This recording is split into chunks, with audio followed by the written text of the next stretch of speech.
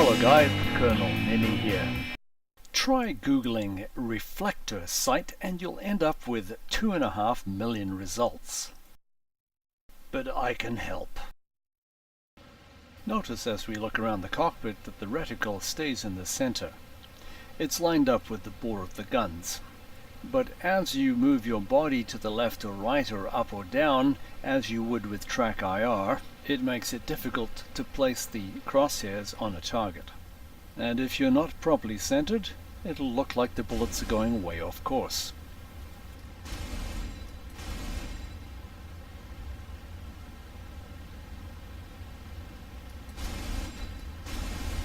And this parallax problem had been the case since World War I.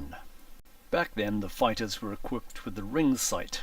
In this photo of the British SE-5, the long tube behind the sight is called an Aldous sight.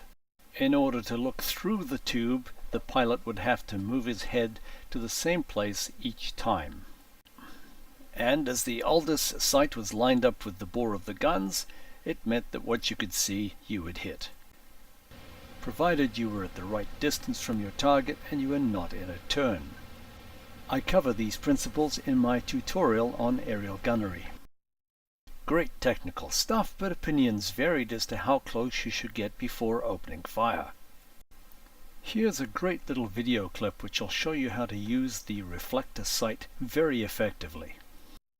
When an aircraft the size of an ME-109 filled the ring, it was 100 yards away. When it appeared equal to half the diameter, it was 200 yards away. Knowing the sizes of the other German types, the pilot could quickly judge their ranges. He estimated the span of the target and turned a knurled wheel to that setting. He then adjusted a second knob to the estimated range. This varied the gap between the two lines in the sight, and when the target filled the gap, it was at the optimum range. Now, be that as it may, Germany's leading ace, Erich Hartmann, had this to say. You can have computer sights or anything you like, but I think you have to go to the enemy on the shortest distance and knock him down from point-blank range. You'll get him from in close. At long distance, it's questionable. Now, to use this gun sight more effectively, let's take a look at the ballistics of the projectiles as they leave the barrel. Although the bullets left the guns at over twice the speed of sound, this velocity rapidly dropped off. And because the guns vibrated a little as they fired, the bullets spread out into a cone-shaped pattern. The 8-gun Spitfire would fire about 480 rounds in a typical 3-second burst. But at 400 yards, the density of hits would be no more than 7 or 8 per square foot. As well as slowing down and spreading out with range, bullets drop due to gravity, over 5 feet at 400 yards. So the armourers carefully adjusted the guns and the reflector sight so that they harmonized, and the cones of fire would converge, usually about 250 yards ahead. Careful pilots checked their work. An enemy fighter flying at 300 miles an hour travelled 36 yards in the quarter of a second it took for the 303 bullets to reach it. In a beam attack, the pilot would have to aim 36 yards in front of the target to hit him.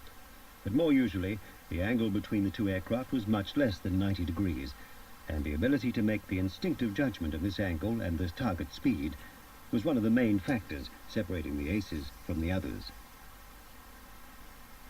Endless practice with charts like this familiarized inexperienced pilots with the appearance of German aircraft at different angles and from all likely attacking positions. Please pay attention to this next clip because it is by far the best advice on how to use this gun sight in the game. The pilot maneuvered his aircraft so that targets 20 degrees off just touched the ring and were pointing towards the dot on which the guns were directed. Targets 10 degrees off were placed halfway between the ring and dot. At 5 degrees off, they should be even nearer the dot center. The Messerschmitt in this diagram is correctly positioned in the ring, but this shot will miss. There was an interesting development when they added a gyroscope to the existing reflector sight.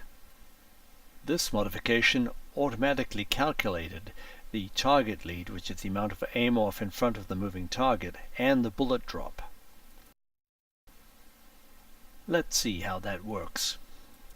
The K-14 was the American version of the British Mark II, and it was fitted to aircraft such as the P-47 and the 51. By 1942, the much improved gyro gun sight was introduced. It retained the familiar ring and dot as a standby, but had a second ring of 6 diamond-shaped dots projected on the screen beside it. The diameter of this ring was controllable by the pilot, who twisted the throttle grip until this pattern just circled the span of the target. The sight automatically computed the range and deflection of the enemy, even in a tight turn. You can use this as a guide, but when you take it from the man who is the best in the business, none of that matters if you're in close enough.